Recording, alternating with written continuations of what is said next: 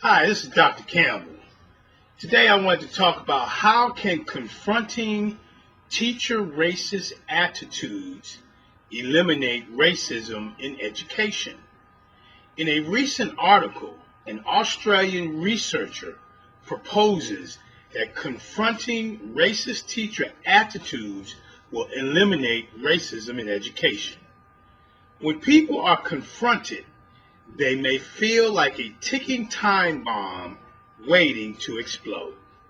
Transforming teacher attitudes in the area of classroom disruptions is one effective process for eliminating racism in education.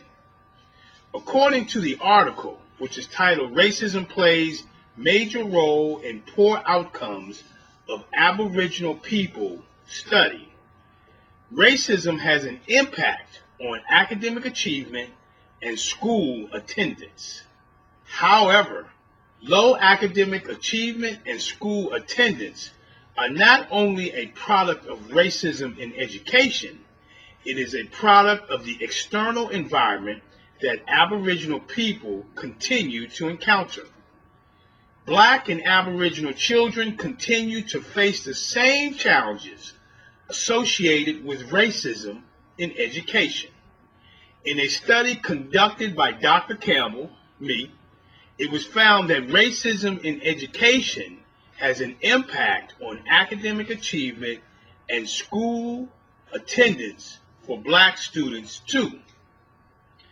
And so the first question is, what is a classroom activity that is a major contributor to low academic achievement and low school attendance, which results in racism in education? The classroom activity that contributes to low academic achievement and low school attendance is classroom disruptions. One teacher in the study described classroom disruptions as an act related to student behavior. Now, this teacher stated, and this is a quote, "It's someone who gets up and walks around the room, and you have to tell them to sit down. Somebody who is constantly talking about something other than what they are supposed to be doing and bothering another student. Or someone who is just sitting there and just looking around the room, and they are not really doing anything. They are disrupting themselves." End of quote. Now, if this was a Black student, then the teacher may benefit from the research regarding Black student classroom behavior. Before Black students begin a task, they may look over the assignment in its entirety, rearrange their posture and writing space, ask the teacher to repeat the directions, check the perception of other neighboring students, and check pencils and paper. For Black students, these are necessary classroom behaviors, while teachers may perceive that the students are inattentive, disruptive, and not prepared or attempting to avoid completing the task. Most classroom disruptions result from talking. Black students have classroom talking behaviors that result from interest in the instructional process.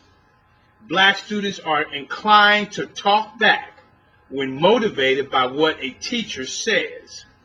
Black students may become so impressed with the speaker, such as a teacher, that the students want to hear what the teacher said again due to an interest not in what was said, but how it was said. Many Black students want to create the appropriate mood and setting before beginning to work on a task by asking the teacher to repeat the directions. Black students want gratification for classroom efforts. Blacks will argue for recognition of unsuccessful efforts toward completing a task. Many teachers do not expect Black students to interrupt the class by talking to their neighbors and speak without raising their hands.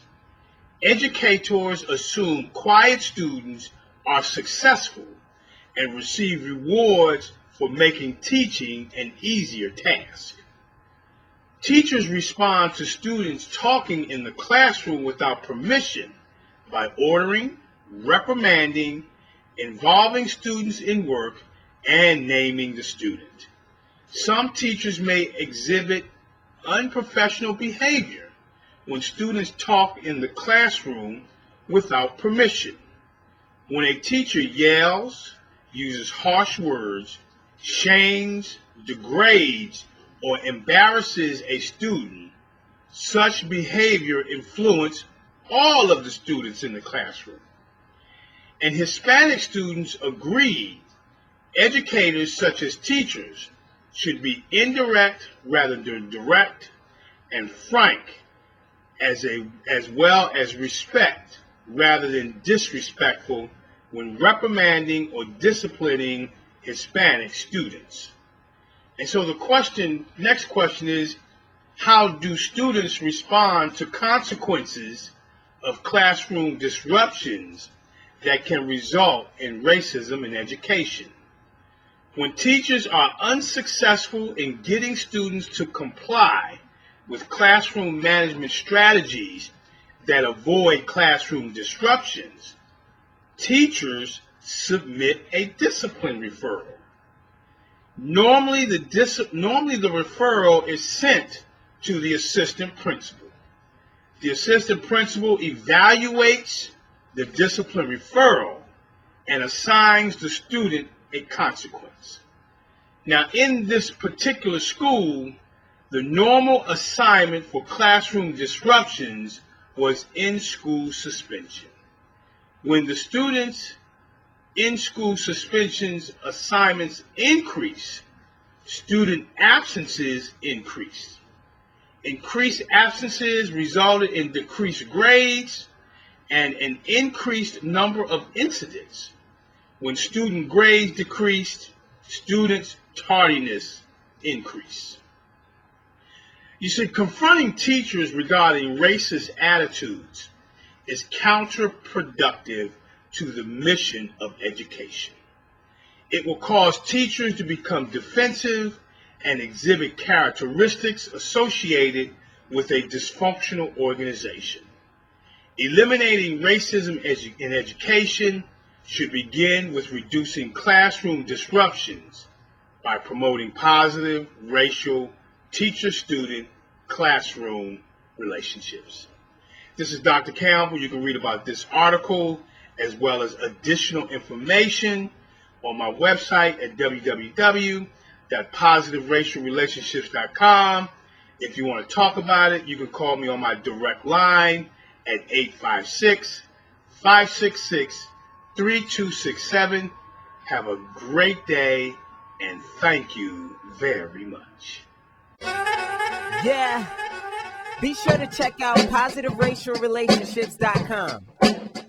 Check it. Look, pull your pencils out, class is in session. Let's focus on loving our neighbor without a question. Visit positiveracialrelationships.com. Leading classrooms together like a marriage bond. Kick racism out, that ain't what life's about. For more information, check the website out.